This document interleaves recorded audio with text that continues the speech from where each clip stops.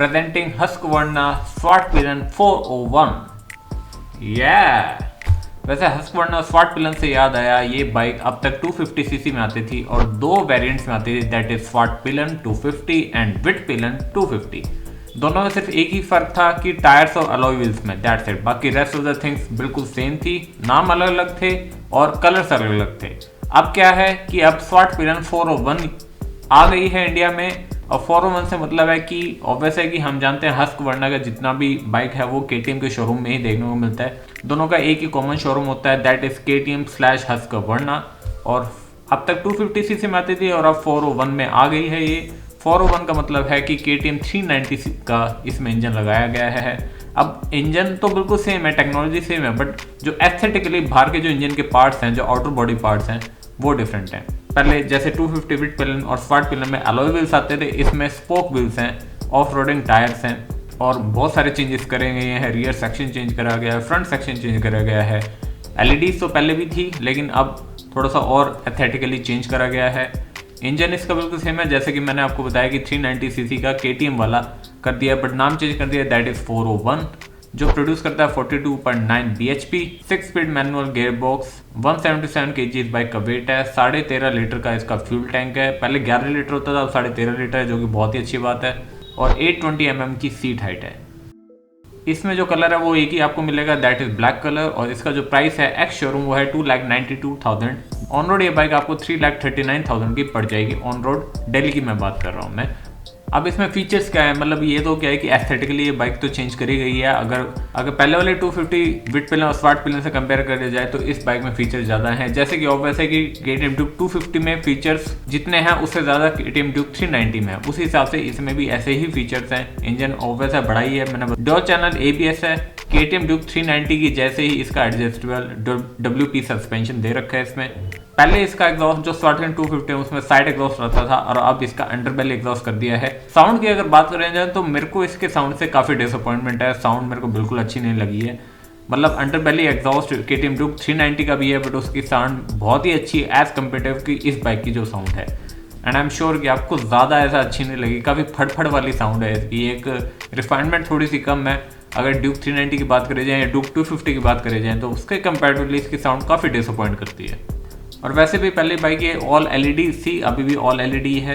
फ़र्क सिर्फ ये है कि इसका जो रियर सेक्शन है वो पहले बहुत ही डिसअपॉइंटेड लगता था मेरे को, लेकिन अब काफ़ी हद तक चेंज करा गया। बट स्टिल ये एक bike retro cafe racer bike है जो कि अपग्रेडेड फीचर्स हैं, एक नई टेक्नोलॉजी के साथ है। डिज़ाइन थोड़ा रेट्रो रेसर जैसा ही है, बट मैं इस बाइक को ऐसा, मतलब ये बाइक इंडियन मार्केट में ज़्यादा धूम नहीं मचा पाई है, बिकॉज जिस हिसाब से इसका प्राइस है उस प्राइस में, लाइक बीइंग एन इंडियन एक सोच आती है भाई इस प्राइस में तो और भी अच्छी बाइक्स हैं जो कि नो डाउट बिल्कुल हैं। Like you can go for the KTMs, you can go for the royal Enfields, और जिस हिसाब से इसका प्राइस है लाइक 3,39,000 की बाइक पड़ जाती है।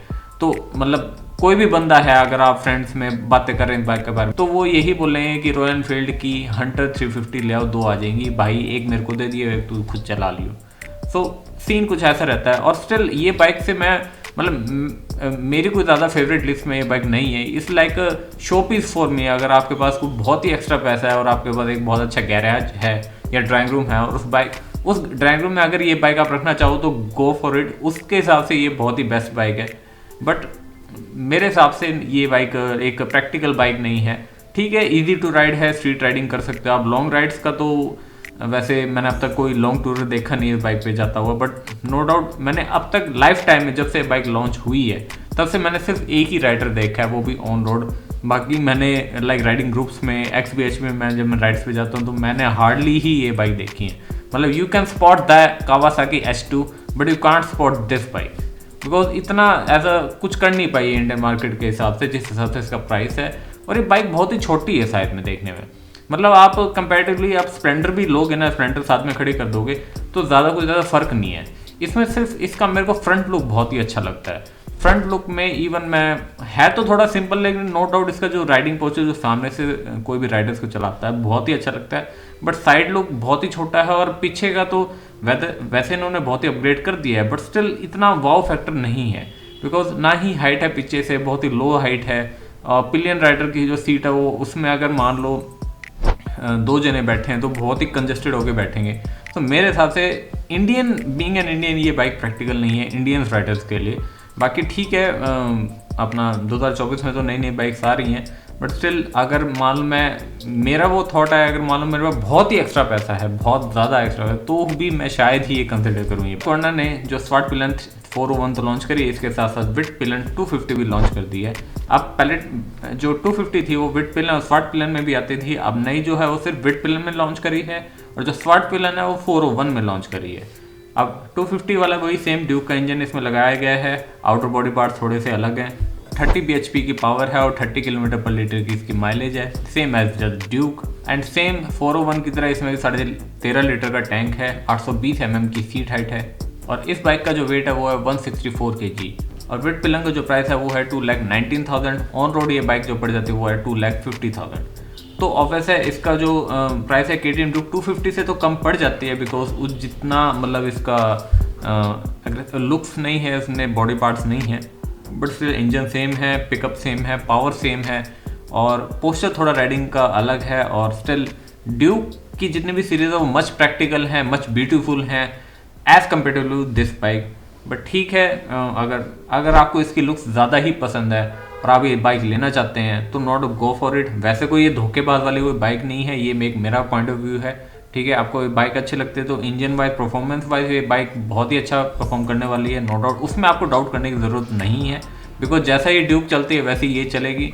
अब it's depends on your choice कि आपको एक स्ट्रीट फाइटर बाइक लेनी है या फिर एक कैफे रेसर बाइक लेनी है, बिकॉज अपने अपने चॉइस होती है। लाइक मेरी जो फेवरेट कैटेगरी वो सुपर स्पोर्ट्स है, लाइक जैसे RM5 जैसी बाइक्स हो गई हैं, बट ड्यूक मेरे को चलाना पसंद इसलिए है बिकॉज इसमें मतलब ऑल टाइम बाइक है ये, आप इसको चलाओगे तो आप इससे डिसपॉइंट नहीं होते, तो that's why I love the Duke. इससे पहले जो मेरे पास बाइक थी वो थी यामाहा RM5, उसमें मैं बहुत ही हैप्पी था। ठीक है, वो वर्जन 1 था मेरे पास, तो इसलिए मैंने वो बाइक ज़्यादा नहीं चलाई।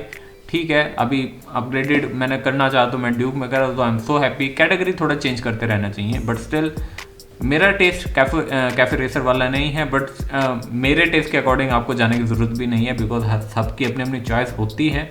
सो this is all about the Svartpilen 401 and the Vitpilen 250।